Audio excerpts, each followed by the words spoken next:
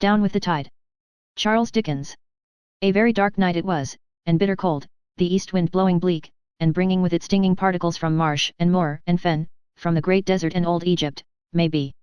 Some of the component parts of the sharp-edged vapour that came flying up the Thames at London might be mummy dust, dry atoms from the temple at Jerusalem, camels' footprints, crocodiles' hatching places, loosened grains of expression from the visages of blunt-nosed sphinxes, waifs and strays from caravans of turbaned merchants, vegetation from jungles, frozen snow from the Himalayas. Oh! It was very, very dark upon the Thames, and it was bitter, bitter cold. And yet, said the voice within the great peacoat at my side, you'll have seen a good many rivers, too, I dare say. Truly, said I, when I come to think of it, not a few. From the Niagara, downward to the mountain rivers of Italy, which are like the national spirit, very tame, or chafing suddenly and bursting bounds, only to dwindle away again. The Moselle, and the Rhine, and the Rhone, and the Seine, and the Saône, and the St. Lawrence, Mississippi, and Ohio, and the Tiber, the Po, and the Arno, and the Peacoat coughing as if he had had enough of that, I said no more. I could have carried the catalogue on to a teasing length, though, if I had been in the cruel mind. And after all, said he, this looks so dismal. So awful, I returned, at night. The Seine at Paris is very gloomy too, at such a time, and is probably the scene of far more crime and greater wickedness, but this river looks so broad and vast, so murky and silent, seems such an image of death in the midst of the great city's life, that Peacoat coughed again. He could not stand my holding forth. We were in a four-oared Thames police galley, lying on our oars in the deep shadow of Southwark Bridge, under the corner arch on the Surrey side, having come down with the tide from Vauxhall. We were fain to hold on pretty tight, though close in shore, for the river was swollen and the tide running down very strong. We were watching certain water rats of human growth, and lay in the deep shade as quiet as mice, our light hidden and our scraps of conversation carried on in whispers. Above us, the massive iron girders of the arch were faintly visible, and below us its ponderous shadow seemed to sink down to the bottom of the stream. We had been lying here some half an hour. With our backs to the wind, it is true, but the wind being in a determined temper blew straight through us, and would not take the trouble to go round. I would have boarded a fireship to get into action, and mildly suggested as much to my friend P. No doubt, says he as patiently as possible, but shore-going tactics wouldn't do with us. River thieves can always get rid of stolen property in a moment by dropping it overboard. We want to take them with the property, so we lurk about and come out upon 'em sharp. If they see us or hear us, over it goes. P's wisdom being indisputable, there was nothing for it but to sit there and be blown through, for another half hour. The water rats thinking it wise to abscond at the end of that time without commission of felony, we shot out, disappointed, with the tide. Grim they look, don't they, said P, seeing me glance over my shoulder at the lights upon the bridge, and downward at their long crooked reflections in the river. Very, said I, and make one think with a shudder of suicides. What a night for a dreadful leap from that parapet. Aye, but Waterloo's the favourite bridge for making holes in the water from, returned P. By the by, a vast pulling, lads. Would you like to speak to Waterloo on the subject? My face confessing a surprised desire to have some friendly conversation with Waterloo Bridge, and my friend P being the most obliging of men, we put about, pulled out of the force of the stream, and in place of going at great speed with the tide, began to strive against it, close in shore again. Every colour but black seemed to have departed from the world. The air was black, the water was black, the barges and hulks were black, the piles were black, the buildings were black, the shadows were only a deeper shade of black upon a black ground. Here and there, a coal fire in an iron cresset blazed upon a wharf, but, one knew that it too had been black a little while ago, and would be black again soon. Uncomfortable rushes of water suggestive of gurgling and drowning, ghostly rattlings of iron chains, dismal clankings of discordant engines, formed the music that accompanied the dip of our oars and their rattling in the rowlocks. Even the noises had a black sound to me, as the trumpet sounded red to the blind man. Our dexterous boat's crew made nothing of the tide, and pulled us gallantly up to Waterloo Bridge. Here P and I disembarked, passed under the black stone archway, and climbed the steep stone steps. Within a few feet of their summit, P presented me to Waterloo, or an eminent toll-taker representing that structure, muffled up to the eyes in a thick shawl, and amply great-coated and fur-capped. Waterloo received us with cordiality, and observed of the night that it was a searcher. He had been originally called the Strand Bridge, he informed us, but had received his present name at the suggestion of the proprietors, when Parliament had resolved to vote £300,000 for the erection of a monument in honour of the victory. Parliament took the hint, said Waterloo, with the least flavour of misanthropy, and saved the money. Of course the late Duke of Wellington was the first passenger, and of course he paid his penny, and of course a noble lord preserved it evermore. The treadle and index at the toll house, a most ingenious contrivance for rendering fraud impossible, were invented by Mr. Lethbridge, then property man at Drury Lane Theatre. Was it suicide, we wanted to know about? Said Waterloo. Ha! Well, he had seen a good deal of that work, he did assure us. He had prevented some. Why, one day a woman, poorish looking, came in between the hatch, slapped down a penny, and wanted to go on without the change. Waterloo suspected this, and says to his mate, give an eye to the gate, and bolted after her. She had got to the third seat between the piers, and was on the parapet just a-going over, when he caught her and gave her in charge. At the police office next morning, she said it was along of trouble and a bad husband. Likely enough, observed Waterloo to P and myself, as he adjusted his chin in his shawl. There's a deal of trouble about, you see, and bad husbands too. Another time, a young woman at 12 o'clock in the open day, got through, darted along, and, before Waterloo could come near her, jumped upon the parapet, and shot herself over sideways. Alarm given, waterman put off, lucky escape. Clothes buoyed her up. This is where it is, said Waterloo. If people jump off straight forwards from the middle of the parapet of the bays of the bridge, they are seldom killed by drowning, but are smashed, poor things, that's what they are, they dash themselves upon the buttress of the bridge. But you jump off, said Waterloo to me, putting his forefinger in a buttonhole of my greatcoat, you jump off from the side of the bay, and you'll tumble, true, into the stream under the arch. What you have got to do, is to mind how you jump in. There was poor Tom Steele from Dublin. Didn't dive. Bless you, didn't dive at all. Fell down so flat into the water, that he broke his breastbone, and lived 2 days. I asked Waterloo if there were a favourite side of his bridge for this dreadful purpose. He reflected, and thought yes, there was. He should say the Surrey side. 3 decent-looking men went through one day, soberly and quietly, and went on abreast for about a dozen yards, when the middle one, he sung out, all of a sudden, here goes, Jack, and was over in a minute. Body found? Well. Waterloo didn't rightly recollect about that. They were compositors, they were. He considered it astonishing how quick people were. Why, there was a cab came up one Boxing night, with a young woman in it, who looked, according to Waterloo's opinion of her, a little the worse for liquor, very handsome she was too, very handsome. She stopped the cab at the gate, and said she'd pay the cabman then, which she did, though there was a little hankering about the fare, because at first she didn't seem quite to know where she wanted to be drove to. However, she paid the man, and the toll too, and looking Waterloo in the face, he thought she knew him, don't you see, said, I'll finish it somehow. Well, the cab went off, leaving Waterloo a little doubtful in his mind, and while it was going on at full speed the young woman jumped out, never fell, hardly staggered, ran along the bridge pavement a little way, passing several people, and jumped over from the second opening. At the inquest it was given evidence that she had been quarrelling at the hero of Waterloo, and it was brought in jealousy. One of the results of Waterloo's experience was, that there was a deal of jealousy about. Do we ever get madmen, said Waterloo, in answer to an inquiry of mine. Well, we do get madmen. Yes, we have had 1 or 2, escaped from asylums, I suppose. One hadn't a halfpenny, and because I wouldn't let him through, he went back a little way, stooped down, took a run, and butted at the hatch like a ram. He smashed his hat rarely, but his head didn't seem no worse, in my opinion on account of his being wrong in it afore. Sometimes people haven't got a halfpenny.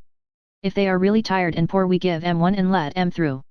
Other people will leave things, pocket handkerchiefs mostly. I have taken cravats and gloves, pocket knives, toothpicks, studs, shirt pins, rings, generally from young gents, early in the morning, but handkerchiefs is the general thing. Regular customers, said Waterloo. Lord, yes. We have regular customers. One, such a worn-out, used-up old file as you can scarcely picture, comes from the Surrey side as regular as 10 o'clock at night comes, and goes over, I think, to some flash house on the Middlesex side. He comes back, he does, as regular as the clock strikes 3 in the morning, and then can hardly drag one of his old legs after the other. He always turns down the water stairs, comes up again, and then goes on down the Waterloo Road. He always does the same thing, and never varies a minute. Does it every night, even Sundays. I asked Waterloo if he had given his mind to the possibility of this particular customer going down the water stairs at 3 o'clock some morning, and never coming up again? He didn't think that of him, he replied. In fact, it was Waterloo's opinion, founded on his observation of that file, that he knowed a trick worth 2 of it. There's another queer old customer, said Waterloo, comes over, as punctual as the almanac, at 11 o'clock on the 6th of January, at 11 o'clock on the 5th of April, at 11 o'clock on the 6th of July, at 11 o'clock on the 10th of October. Drives a shaggy little, rough pony, in a sort of a rattletrap armchair sort of a thing. White hair he has, and white whiskers, and muffles himself up with all manner of shawls. He comes back again the same afternoon, and we never see more of him for 3 months. He is a captain in the Navy, retired, very old, very odd, and served with Lord Nelson. He is particular about drawing his pension at Somerset House afore the clock strikes 12 every quarter. I have heard say that he thinks it wouldn't be according to the Act of Parliament, if he didn't draw it afore 12. Having related these anecdotes in a natural manner, which was the best warranty in the world for their genuine nature, our friend Waterloo was sinking deep into his shawl again, as having exhausted his communicative powers and taken in enough east wind, when my other friend P in a moment brought him to the surface by asking whether he had not been occasionally the subject of assault and battery in the execution of his duty. Waterloo, recovering his spirits, instantly dashed into a new branch of his subject. We learned how both these teeth, here he pointed to the places where 2 front teeth were knocked out by an ugly customer who one night made a dash at him, Waterloo, while the ugly customer's pal and coadjutor made a dash at the toll-taking apron where the money pockets were, how Waterloo, letting the teeth go to blazes, he observed indefinitely, grappled with the apron seizer, permitting the ugly one to run away, and how he saved the bank, and captured his man, and consigned him to fine and imprisonment. Also how, on another night, a cove laid hold of Waterloo, then presiding at the horse gate of his bridge, and threw him unceremoniously over his knee, having first cut his head open with his whip. How Waterloo got right, and started after the cove all down the Waterloo Road, through Stamford Street, and round to the foot of Blackfriars Bridge, where the cove cut into a public house. How Waterloo cut in two, but how an aider and abettor of the coves, who happened to be taking a promiscuous drain at the bar, stopped Waterloo, and the cove cut out again, ran across the road down Holland Street, and where not, and into a beer shop. How Waterloo, breaking away from his detainer, was close upon the cove's heels, attended by no end of people, who, seeing him running with the blood streaming down his face, thought something worse was up, and roared fire and murder, on the hopeful chance of the matter in hand being one or both. How the cove was ignominiously taken, in a shed where he had run to hide, and how at the police court they at first wanted to make a sessions job of it, but eventually Waterloo was allowed to be spoke to, and the cove made it square with Waterloo by paying his doctor's bill. W was laid up for a week, and giving him 3.10.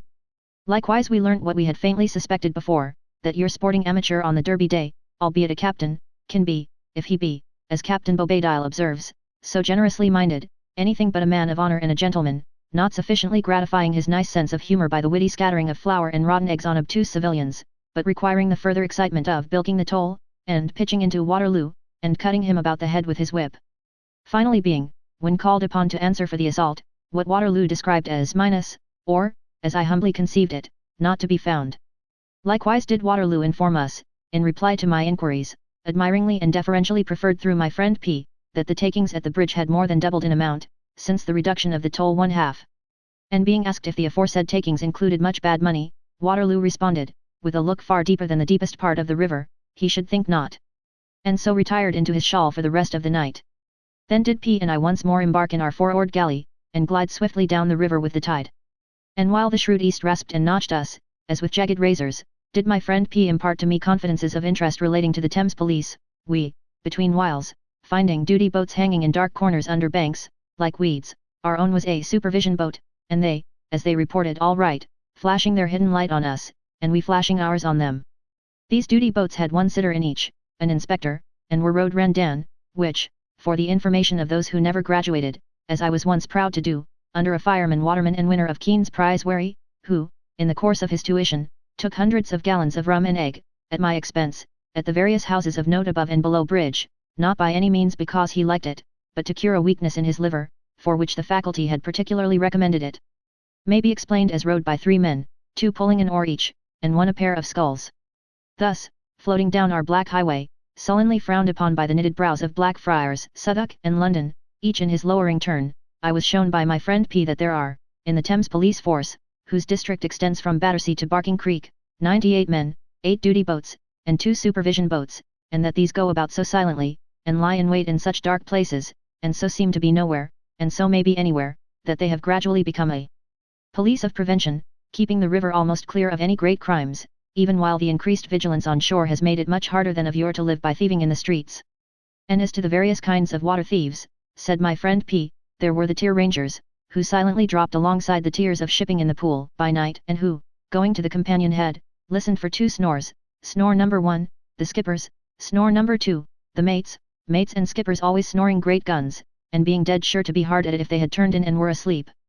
Hearing the double fire, down went the rangers into the skippers' cabins, groped for the skippers' inexpressibles, which it was the custom of those gentlemen to shake off, watch, money, braces, boots, and all together, on the floor, and therewith made off as silently as might be.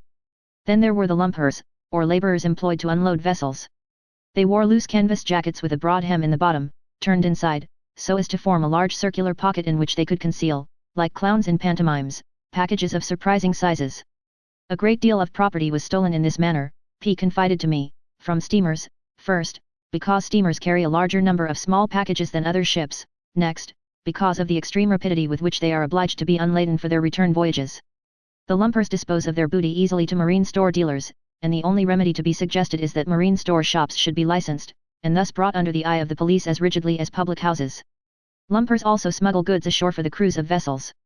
The smuggling of tobacco is so considerable, that it is well worth the while of the sellers of smuggled tobacco to use hydraulic presses, to squeeze a single pound into a package small enough to be contained in an ordinary pocket. Next, said my friend P, there were the truckers, less thieves than smugglers, whose business it was to land more considerable parcels of goods than the lumpers could manage. They sometimes sold articles of grocery and so forth, to the crews, in order to cloak their real calling, and get aboard without suspicion. Many of them had boats of their own, and made money. Besides these, there were the dredgermen, who, under pretence of dredging up coals and such like from the bottom of the river, hung about barges and other undecked craft, and when they saw an opportunity, threw any property they could lay their hands on overboard, in order slyly to dredge it up when the vessel was gone. Sometimes, they dexterously used their dredges to whip away anything that might lie within reach. Some of them were mighty neat at this, and the accomplishment was called dry dredging. Then, there was a vast deal of property, such as copper nails, sheathing, hardwood, &c., habitually brought away by shipwrights and other workmen from their employers' yards, and disposed of to marine store dealers, many of whom escaped detection through hard swearing, and their extraordinary artful ways of accounting for the possession of stolen property. Likewise, there were special pleading practitioners, for whom barges drifted away of their own selves, they having no hand in it, except first cutting them loose, and afterwards plundering them, innocents, meaning no harm, who had the misfortune to observe those foundlings wandering about the Thames. We were now going in and out, with little noise and great nicety, among the tiers of shipping, whose many hulls, lying close together, rose out of the water like black streets. Here and there, a Scotch, an Irish, or a foreign steamer, getting up her steam as the tide made, looked, with her great chimney and high sides, like a quiet factory among the common buildings. Now, the streets opened into clearer spaces, now contracted into alleys, but the tiers were so like houses, in the dark, that I could almost have believed myself in the narrower byways of Venice. Everything was wonderfully still, for, it wanted full 3 hours of flood, and nothing seemed awake but a dog here and there. So we took no tier rangers captive, nor any lumpers, nor truckers, nor dredgermen, nor other evil-disposed person or persons, but went ashore at Wapping, where the old Thames Police Office is now a station house, and where the old court, with its cabin windows looking on the river, is a quaint charge room, with nothing worse in it usually than a stuffed cat in a glass case, and a portrait, pleasant to behold, of a rare old Thames police officer, Mr. Superintendent Evans, now succeeded by his son.